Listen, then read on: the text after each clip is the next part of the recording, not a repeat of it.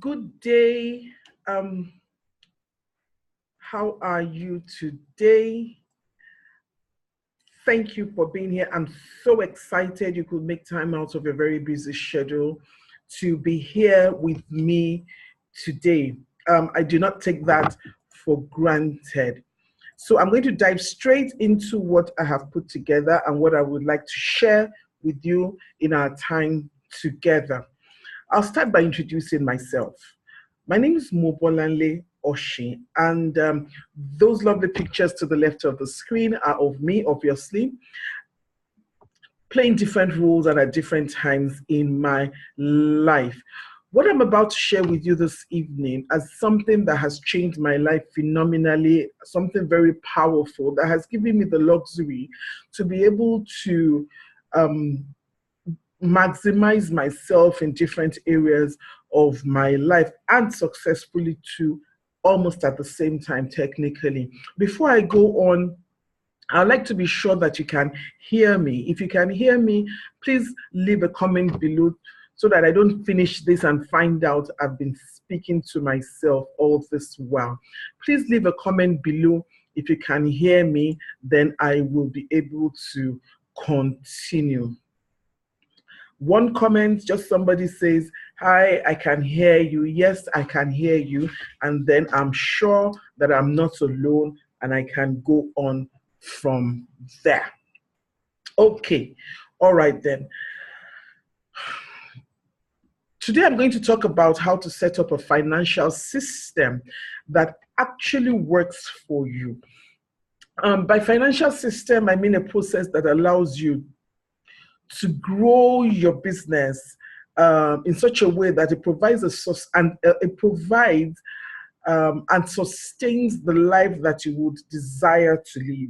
By the end of our time together, my expectation is that you would have understood the why of why you need a financial system, the benefits of having one, and most importantly, the how of going about setting up an awesome system that works for your business. So let's go right in to what I have today. Okay.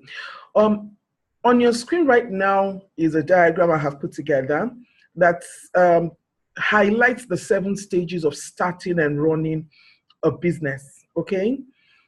I'm starting here because I'm certain only every one of you will be able to identify which stage of this diagram your business is at the moment, where you are coming from and where you are aspiring to be. Note, you need to understand, note this, that the transition between the stages is not time dependent. It's based on so many factors. So the fact is a business can stay at one stage for hundreds of years. A business can transit from the beginning to the end of this in a few years. So it's not a question of how long you've been in business or how long you've not been in business. It's about what stage your business is right now. A lot of things, some of the factors that determine how long it's going to take to move from one stage to the other will be things like the industry in which you play, will be things like how you started, it will be things like the management style, the transition you've had to be in, turbulence, the economic environment. There are many things, there are many reasons why your business will be at a certain stage at a certain time, or will take a certain number of years to transit from one point to the other. But we all have to agree that we all start from the stage 1, which is the embryo stage. That's what I call the embryo stage. And that starts with an idea. We all started with an idea, all of us. That's one thing we can agree we all started with in common. We all started with an idea, something in our heads that no one else seems to be able to visualize or dream the way we have done. I really do hope that is how you are starting. or that's how you started. Following that, we have the incubator stage. This is when you're having your first customer. The minute you have your first customer, your business has transited from being an idea in your head into the incubator stage. And then we have the growing stage, which is where you have the opportunities and then where you begin to feel the heat of competition. I'm going to talk elaborately about that today. We also have the established stage where you have a strong market presence and you're beginning to be a force to reckon with in your industry. Then we move to the expansion stage. This is where you have new growth, where you have market opportunities for expanding, where you have situations where you're beginning to look at mergers, acquisitions, whatever it is that you choose to do. A form of expansion takes place at that point. Then you have the decline stage. This is where you have a decrease in sales and profit. Now, I've had this before in many trainings where a lot of people tend to tell me, but you have some companies who never get to this stage. Well, I don't think we can actually say any company has never gotten to this stage. It's one of two things. It's either the company has not gotten to that stage yet, even a company that has existed for hundreds of years, at some point will get to the decrease in sales and profit or the decline state. It's either that or a company keeps going in cycles, in which case they get to the decline stage, they start again and form the business in a different way. And that's what you're seeing. But this is a stage that more often than not, if not always, whether it has happened yet or not, will happen, a decline stage. And then we usually get to the exit stage, which is a cash out. We're talking about small businesses now. And so at the cash out point is where all your effort, all your work, cash out can be early, it can be late, it can be at the end of the business, it can be at the end of the owner. There are a lot of things that can happen if properly planned, that at the exit stage of any business. So today, I'm going to be talking about the dynamics of the growth phase. I said earlier that I'm going to concentrate on the growth phase. So today, one of the things I'm going to talk about, the main thing I'm going to talk about is about the dynamics of what is going on in the growth phase of our businesses. Am I still talking to anybody? And are you still with me? Okay, are you still with me? Okay, so I'm going to be talking about the dynamics of the growth stage here on. If I were to take a poll right now of everyone who is watching this video, we will find that we have very similar challenges and topical issues that you all share in common. A lot of issues in different names, in different dimensions. At the end of the day, all fall into one of the following four categories. The first one I'm going to talk about is customers, okay? Customers will be a challenge that is generally recognized in the growth stage. The most common challenge is maintaining an equilibrium in your customer pipeline. And what I mean by customer pipeline, I'm referring to movement of your customers in and out of your marketing field or marketing pipeline, if you want to use the word again. I won't go too much into marketing or pipeline. This is not a marketing or customer attraction class, but suffice to say that one end of your marketing pipeline is where your customers are entering, where your prospective customers are entering, are meeting with your business, are interacting with your business, are becoming aware of the existence of your business. Anybody who has shown an interest, no matter how small it is, in your business is a prospective customer, and that customer has entered into your marketing pipeline. On the other hand, on the other end of your marketing pipeline is where customers become paying clients. Now, you will agree with me that the work is between turning a prospect into a paying client.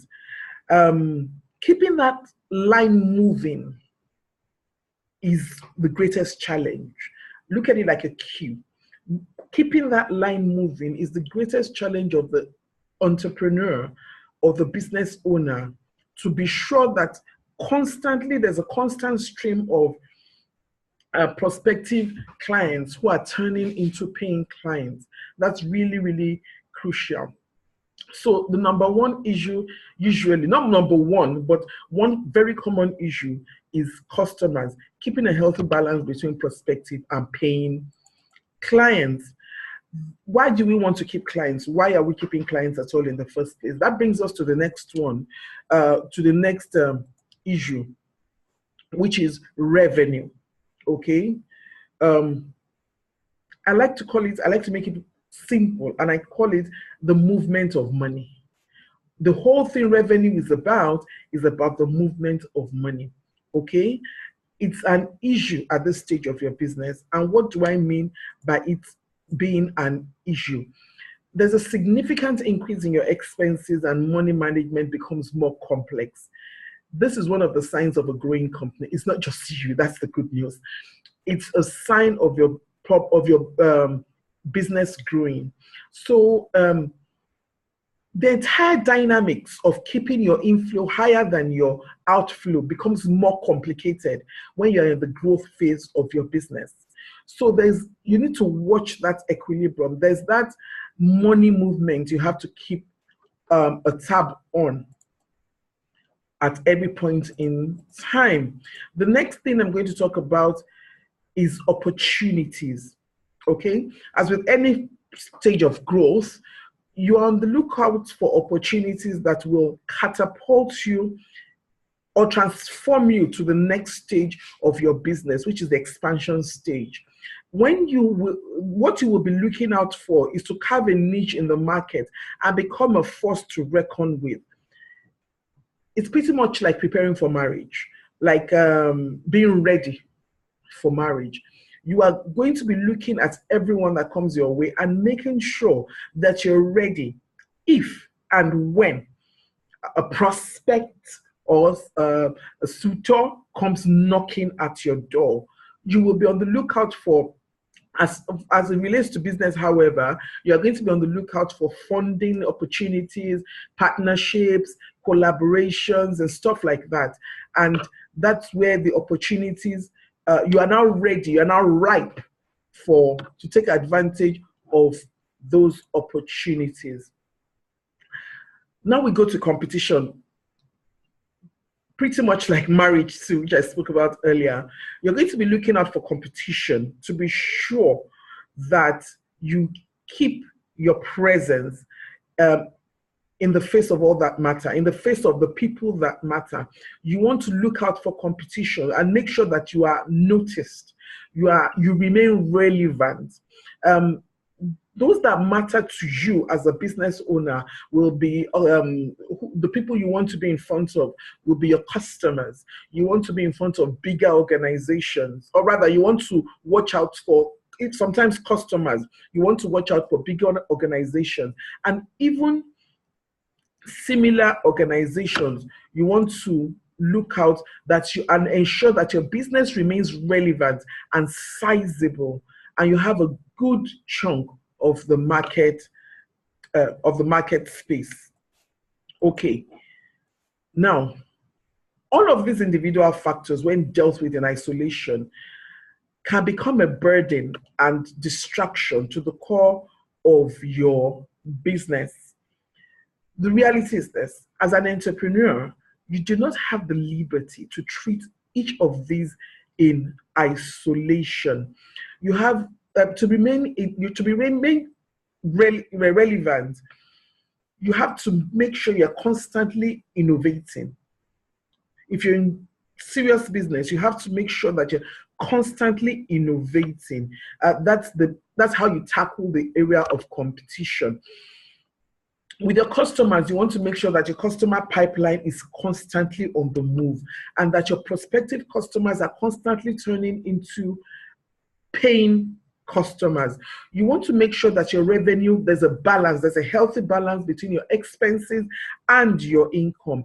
And finally, you want to make sure that you are ready, you are positioned and ready for any opportunity that might come your way.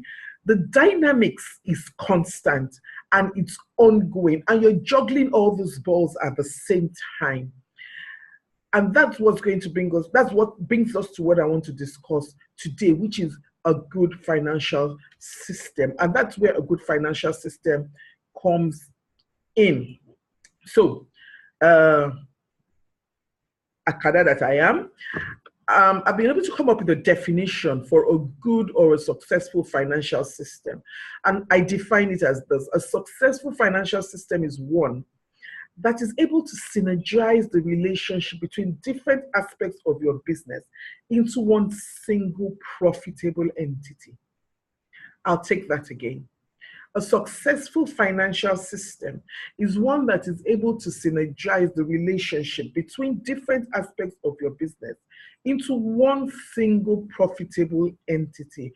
And that profitable entity is your business. Okay?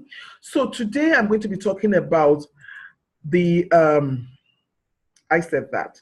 So today I'm going to be talking about the 3 elements of a good financial system. Okay, I'm going to be talking about what are the 3 things that we need to put into, that we need to, that are factors that we need to have at the back of our minds when we're preparing our financial system for our businesses. Now, the 3 elements of a good financial system are forecasting. You have to be able to forecast, okay? The second is tracking. You have to be able to keep track. And the third one is review. There's a review stage in your financial system. I'm going to go through every single one of them in a little bit more details in a few minutes. So let me take that again. Your financial system must be made up of 3 parts: forecasting, tracking, and review. And each one has a very, very significant role to play in your business, and everything has to be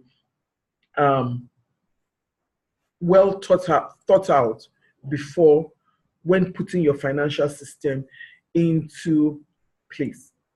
Okay, so let's go on. Are you still with me? I just want to be sure I'm not speaking to myself. Okay, so, okay, all right. So let's move on, okay? Like I said earlier, a good financial system is made up of more than finance. It's not just money.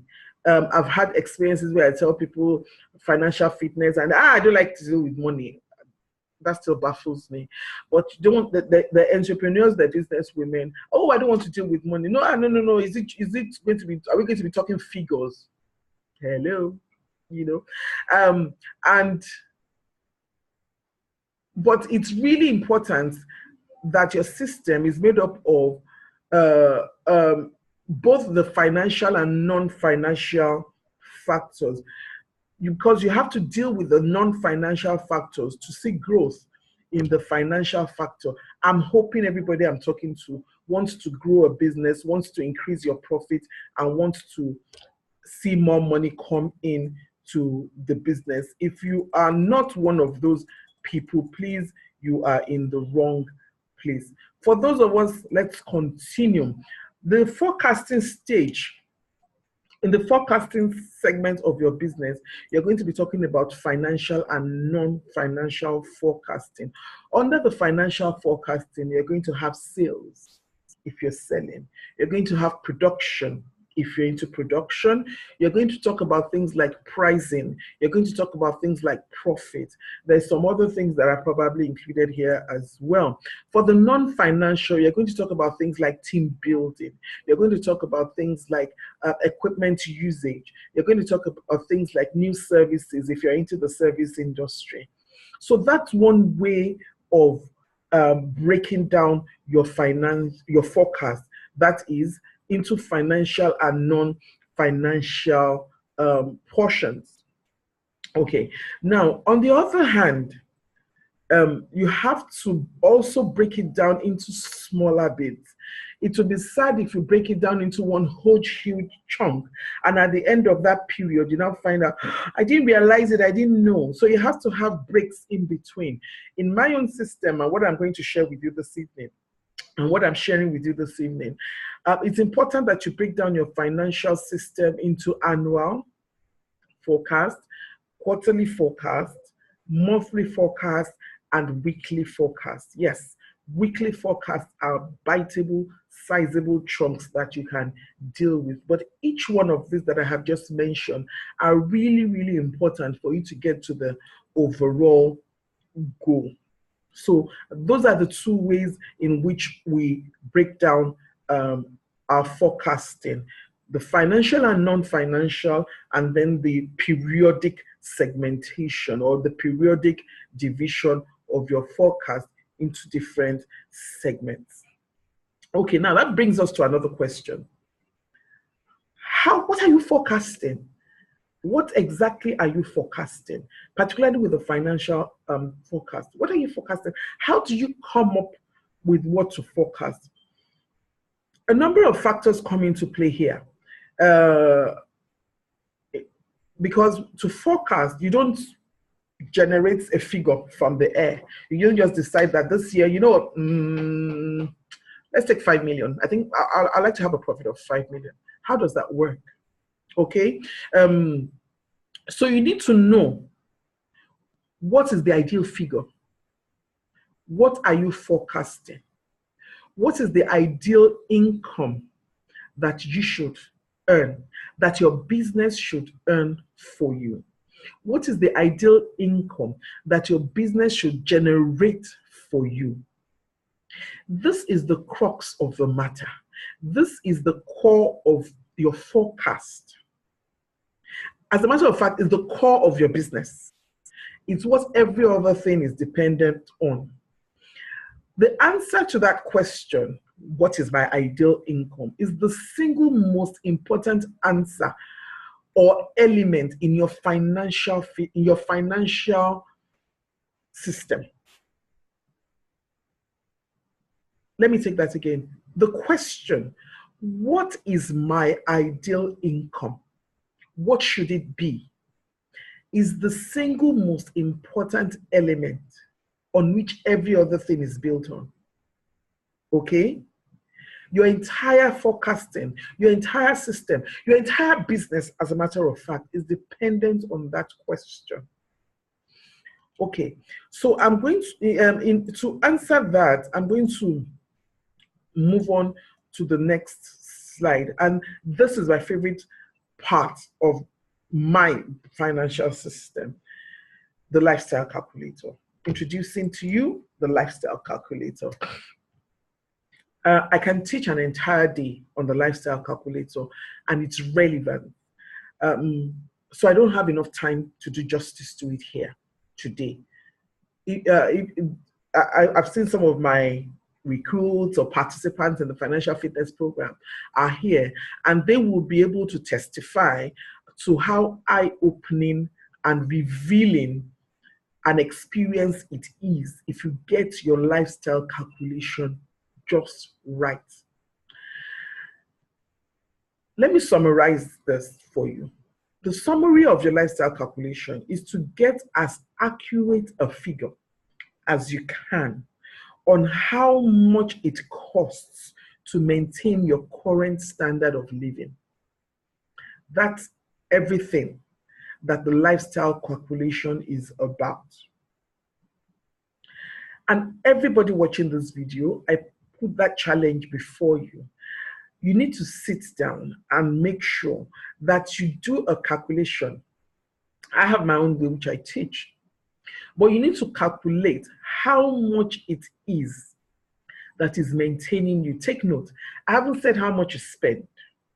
I haven't said how much you earn. I haven't said how much you're worth. I have said how much your living, your existence is in Naira and Kobo.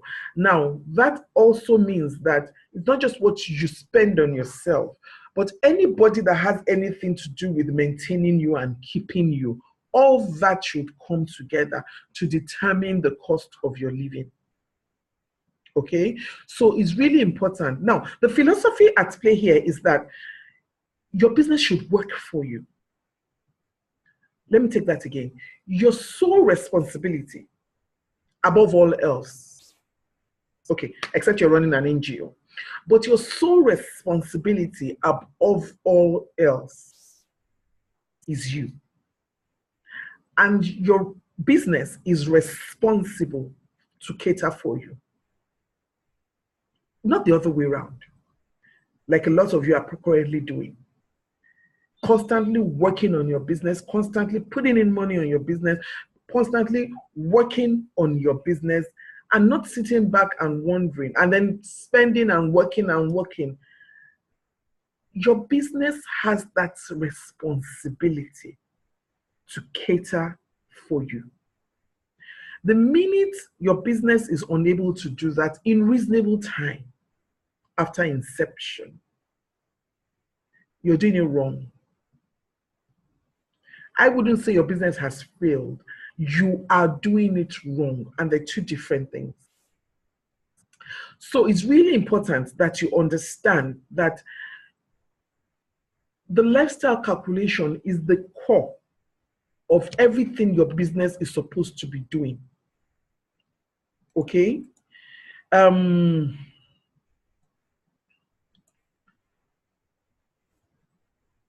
The very core of your forecast, therefore, and the very core of your business really, is your cost of living. I need you to take a minute to let that sink in, and I'll repeat it. The very core of your business is you. That's the core of what that's the most important thing in what I'm saying. The very core, the essence of your business is you. You are in the middle of that. Not your clients, not your staff, not your products. All of those are tools to generate an income for you, to generate a living for you, to ensure your standard of living remains. They're all tools. But the middle of it all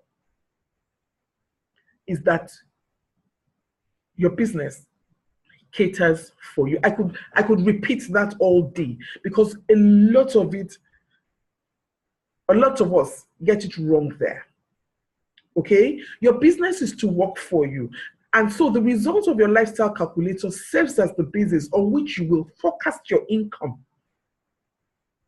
or entire business, your entire income for your business for that year. I'm using a year. However you choose to do your lifestyle calculation, the important thing is to make sure your lifestyle calculation, the result, is very well covered. If you got 5 million, your business is not supposed to generate anything under 5 million for you. Not your business is not supposed to generate anything less than 5 million for you. Not your profit, not your turnover. For you, your business must be able to maintain that figure that you have been able to calculate as your lifestyle calculation result. So that's what I'm going to say about forecasting and how important it is that you are in the middle of that forecast and on which every other thing is built. Okay? I'm going to show you some, later in a few minutes, I'm going to show you some of the things that will help you and guide you in forecasting in your business. But whatever way you choose to do it, you are in the center of that forecast. Okay, I'm going to go on now to the next thing, which is tracking. Okay, I really wish I had more time. I would have delved deeper into each one of these, but I'm just bringing this to your awareness so that you would understand what needs to be done. Now, when we talk about tracking here, I have an inner circle of women who I mentor, and I have about 3 rules. But the number one rule, which is fundamental and which I harp in for everybody, and which I think should be the most important aspect of anything that we do, is maximize your productivity. Sounds cliche, but let me explain what I mean. What I mean by maximize your productivity is Spend your energy on any activity that requires your least effort for the maximum result. The least effort for the maximum result. I've shared my productivity pyramid. I think I've shared it on several platforms. So if you haven't, I think it's on my blog. I can't recall now. And you need to check it out. I can't go into that here now. But it's about low income, it's about low income and high income activities. So for every business owner, there are 3 activities that give you this leverage. There are 3 activities that as a business owner, you need to concentrate about 80% of your time doing. Okay, so I'll quickly go through those activities here. Number 1 is selling. Number 1 is selling. Selling your products to clients and everything that entails you selling your products, which includes your client journey. That is your client journey from prospect to pay. That journey should be overseen by you. So selling is very important. To sell, you're going to have to create a product and you're going to have to spend money doing that.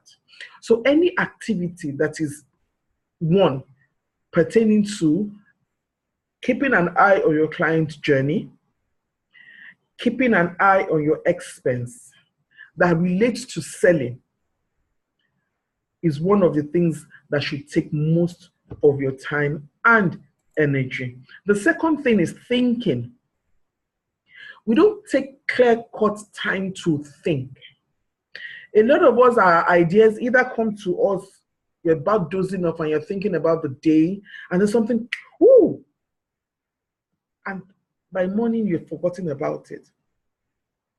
You should take time out in your day to close it up and think. Thinking is the second most important activity that gives you the leverage for high income. To do your thinking, you have to make sure that you have appointments with vendors, appointments with clients, appointments with colleagues, appointments with mentors, appointment with trainers, appointment with whatever appointment it is that is going to stimulate your brain should come under thinking. And of course, to do that, you're going to take notes that you remember, notes you can go back to, notes you can refer to, notes you can cross off when you do and when you don't. Okay? The third thing is delivering. You need to spend a good chunk of your time delivering to your clients. That's really, really important. And what do I mean by delivering? Anything that is going to make sure that you deliver properly, that you deliver high value, that you deliver extraordinary value to your customers. Okay, that includes your activity plan. If you're a tailor, it includes making sure that you are meeting your deadlines for tailors or fashion designers. And it's also to make sure that in delivering, hopefully, you are getting an income. So delivering is really, really important. And those are the 3 things I teach. That as a business owner, the truth about the matter is this: anything outside of these 3 things, selling, thinking, delivering, anything outside of these 3 things can and should be outsourced eventually.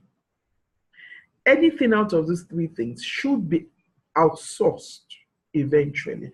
And these 3 things should be in your line of sight at all times. If you concentrate on those 3 things and spend, like I said, maybe not all, 75, 80% is what I usually recommend on your energy, the way your business will grow. Because the truth is, this is the core, this is the thing that needs to be worked in your business. So you need to concentrate on those 3 things to maximize your productivity daily. Let me say that again. Daily. And your financial system, the financial system you're going to design for your business, has to make sure that you keep your eye on those three things every day.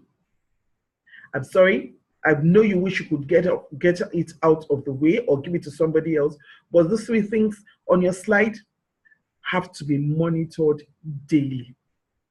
Okay, you cannot afford to take your eyes off these three aspects of your business.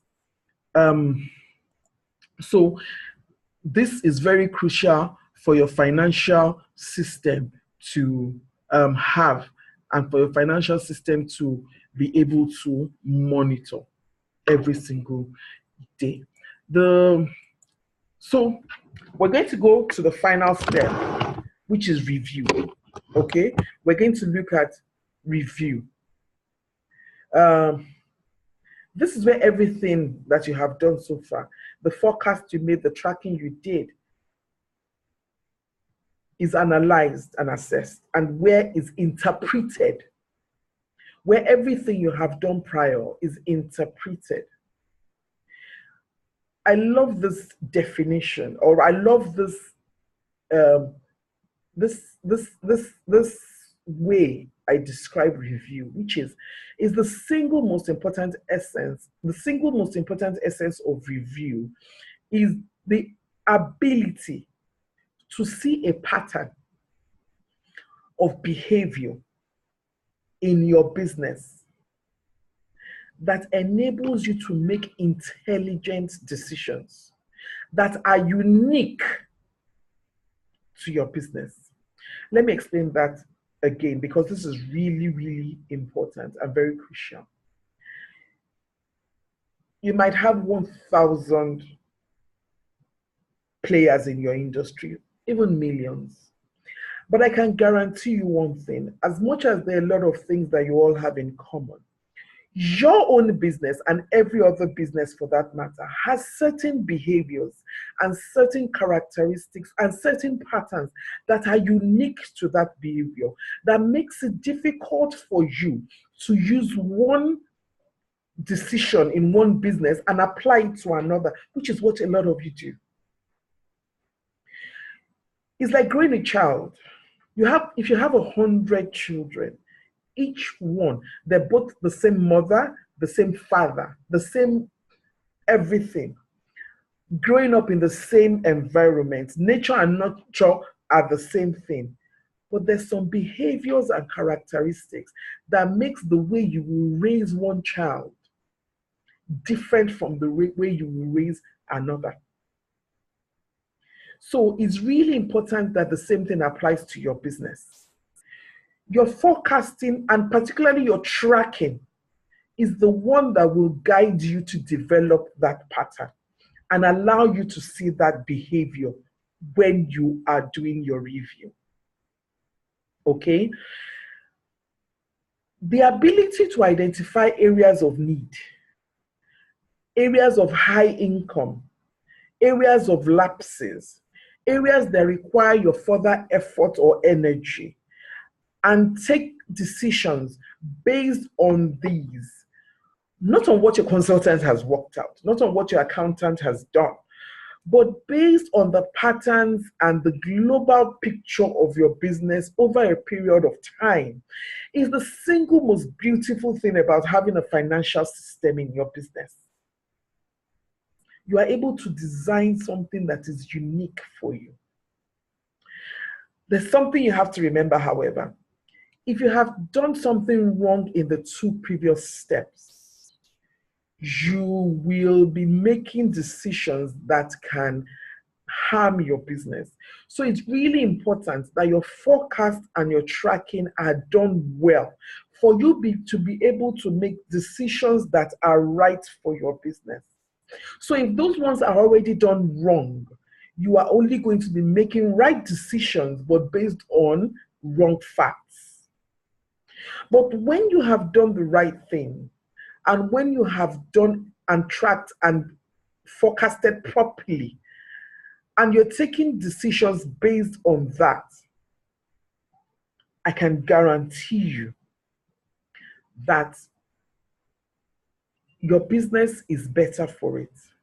Your business will grow in such bountiful leaps you will not understand, because you are able to take the right decision based on how your business is moving.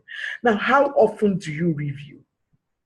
And this is what the slide is about. How often do you review? Monthly, every month; quarterly, every quarter; weekly. Weekly should have come before monthly. So weekly is the first one. Weekly, which is every week; monthly, every month; quarterly, every quarter; and then annual. You should have an annual review.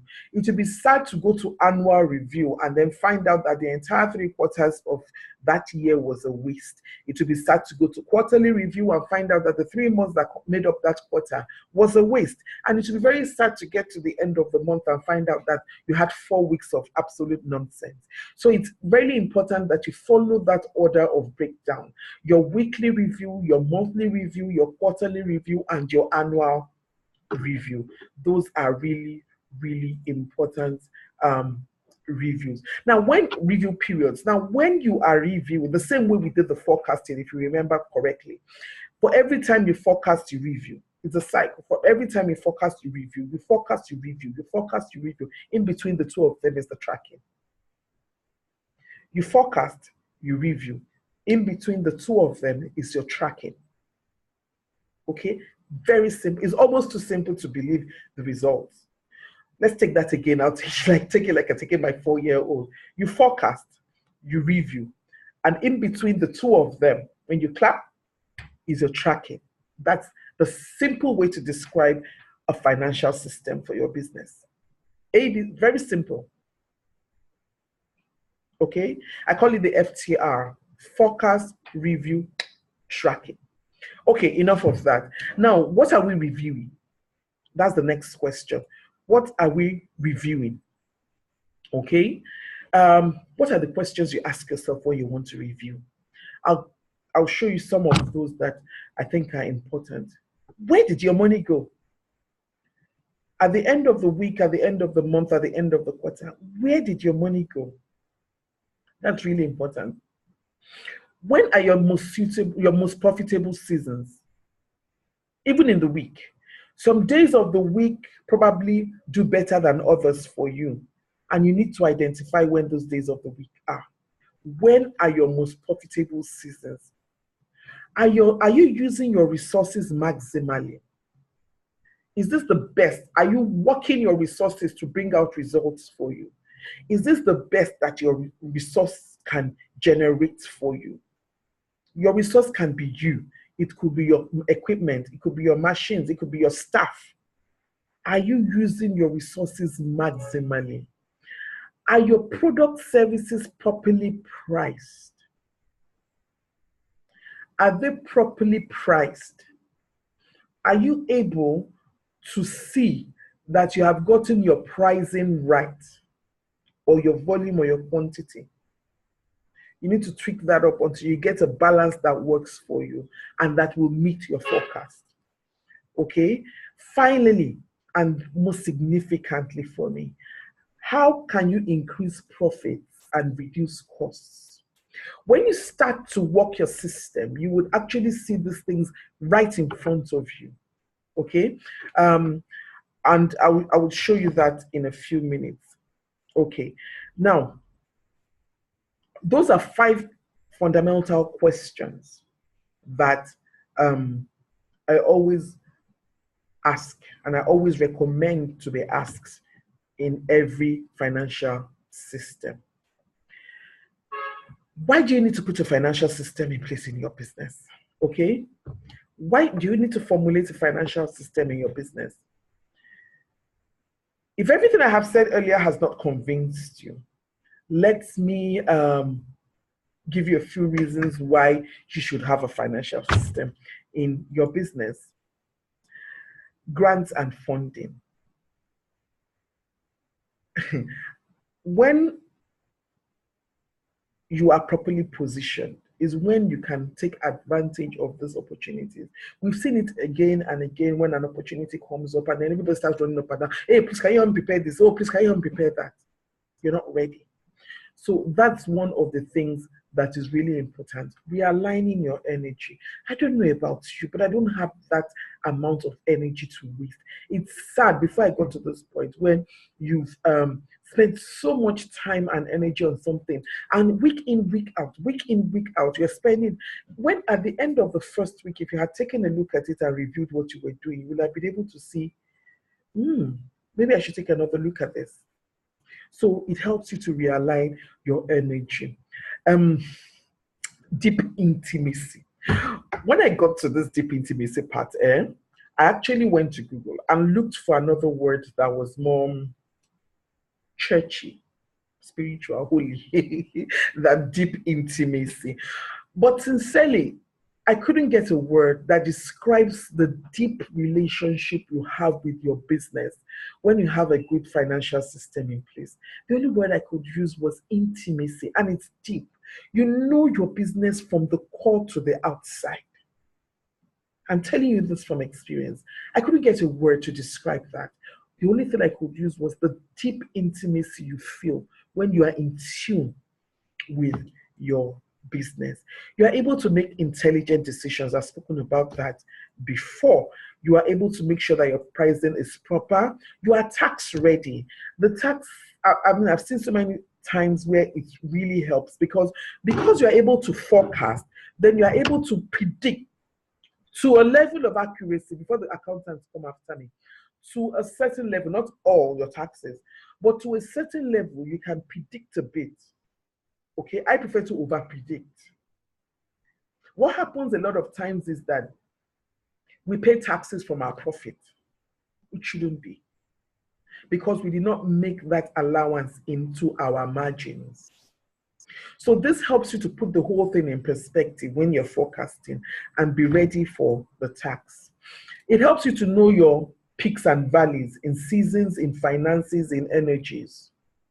You tend to know when is your high time, when is your low time, when do you get the maximum, when do you get the concentration of your clients, when do you have the best marketing opportunities, when do you have the best sales. It helps you to understand your peaks and your valleys.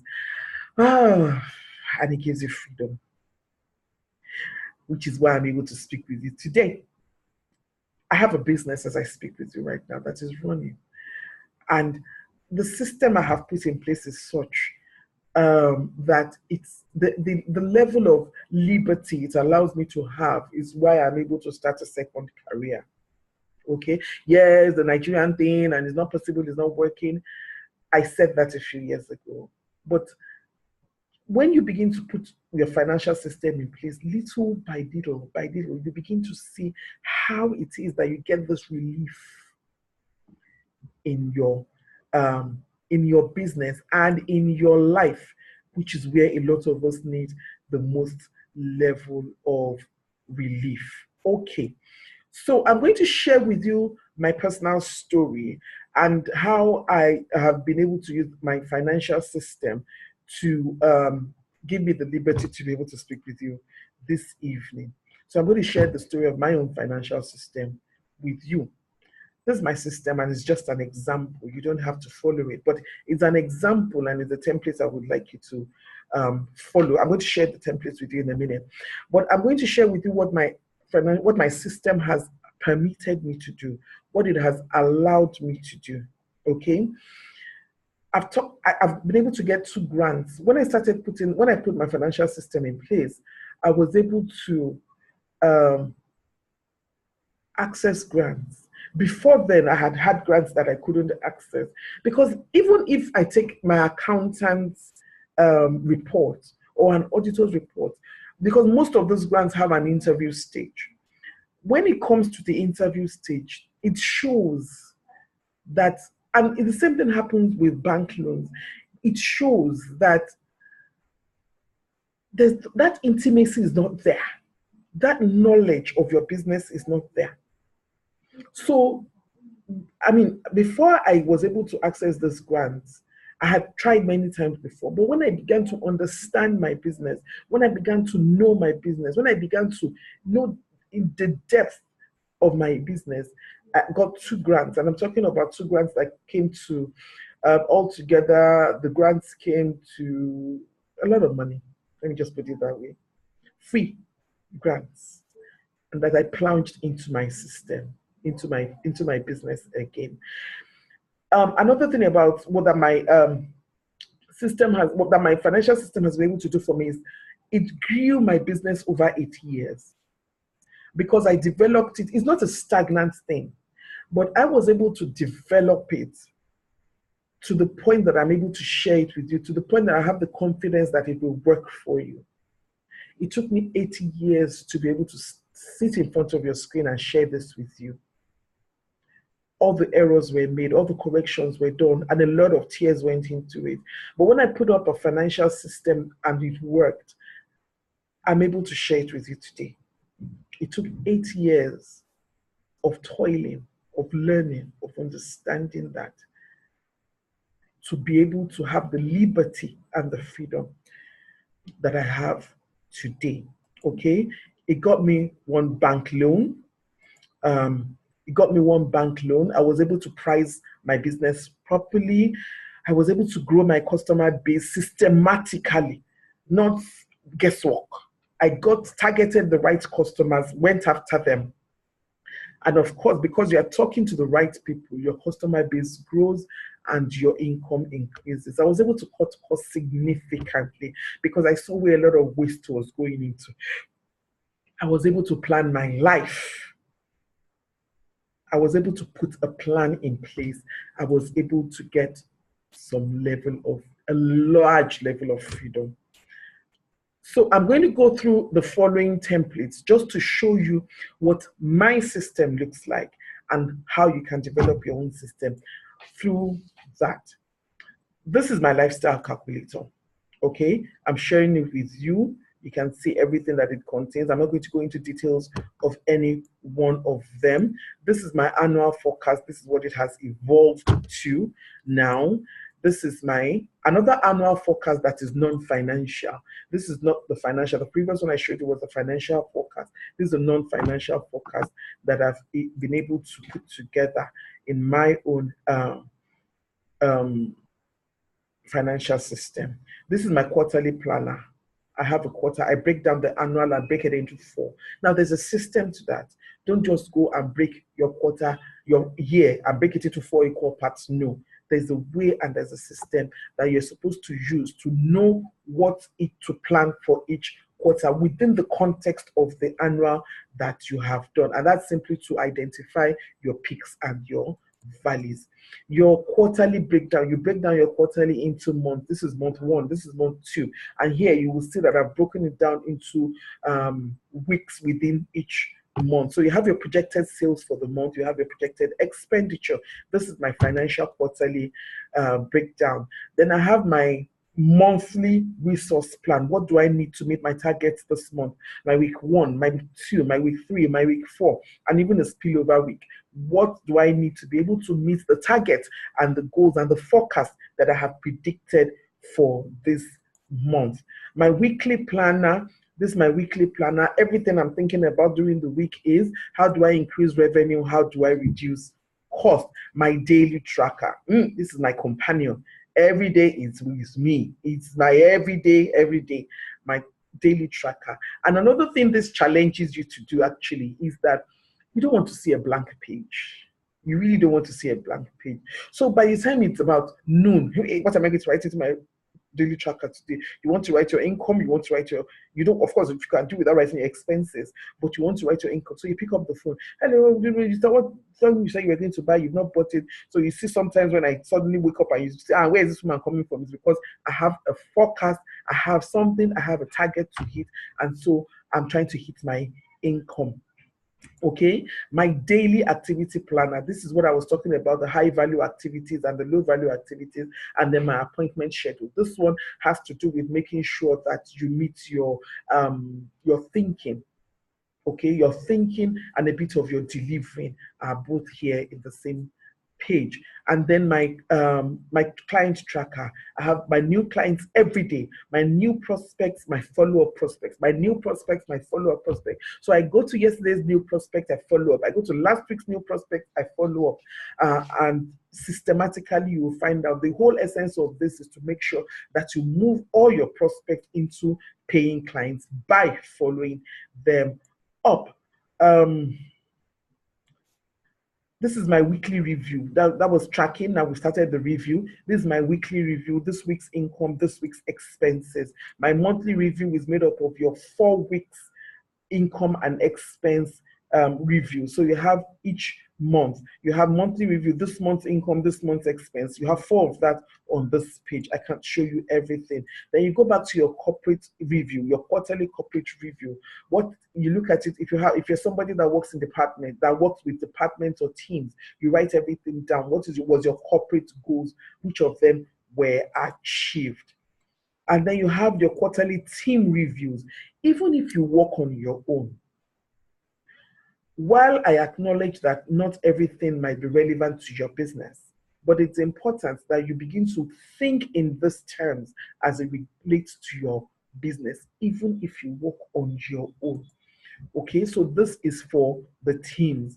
Your annual financial forecast, this is what caps it up. This is what you want to see at the end of the year. This is all you're working for to make sure that this looks good at the end of the year. And then this is the one that I really, really like. I just added this one very recently, and I used it at the end of last year. You see, when you're able to track in terms of millions on the left, how much it is, and you're able to cross your income chart throughout the year, it helps you to see this year now. Let's assume you had done this last year. You know when your peak was last year, you know when your downtime is, and you're able to impose that this year. In your down period, you're trying to push up, and you know when to make your maximum effort and to make your maximum expenses. The same time, your maximum marketing and income. And the same thing happens for your expenditure chart.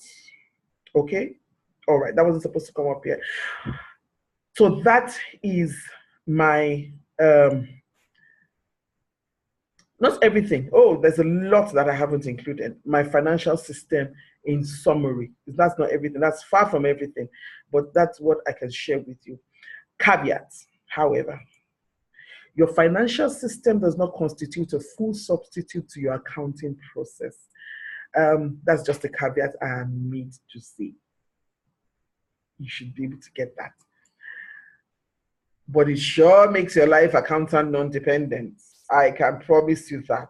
And that was why I was laughing there, because I've had many accountants hit me on that one. It does make your life so accountant non-dependent that it's huge fun having to live your life without having to wait and believe, and your accountant believing that you have to be there, that they have to be there every time. Okay, so I'm going to say one more thing. You have 3 options now, and I would really like for you to take either of the 3 options, and either of the 3 options work with me. Go leave this video, go home and create your own financial system. And that will give me so much joy, because it means that everything I have done this evening made sense. And all this video is not for waste. And your time together here is not for waste. Create your own accounting, your own financial system to work for your business. That would be fantastic. And I encourage you to do that. Let me help you. Let me help you. Let me guide you in doing so, if you choose to. And that you can join the financial boot camp, the financial fitness boot camp for that, or simply take my own financial system, plug and play, and use it for your business and get the same phenomenal results that I have been able to get in my business. The feedback has been phenomenal.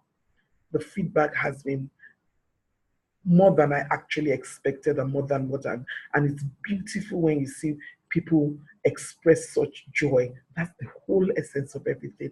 But just whatever it is that you choose, the most important thing is take action now. Create your own system. That would be great. You want me to show you how? I'm available. You want to just take the journal, plug and play into your business? Fantastic idea. But whatever it is that you choose, do it now and begin to experience that peace, that growth, that lifestyle that you so desire and you so much deserve. Okay? That's me. Somebody did that and thought it was me. So that's me saying thank you for being with me and thank you for spending your time here with me. I hope you enjoyed staying with me and you learned one of those things. Bye-bye.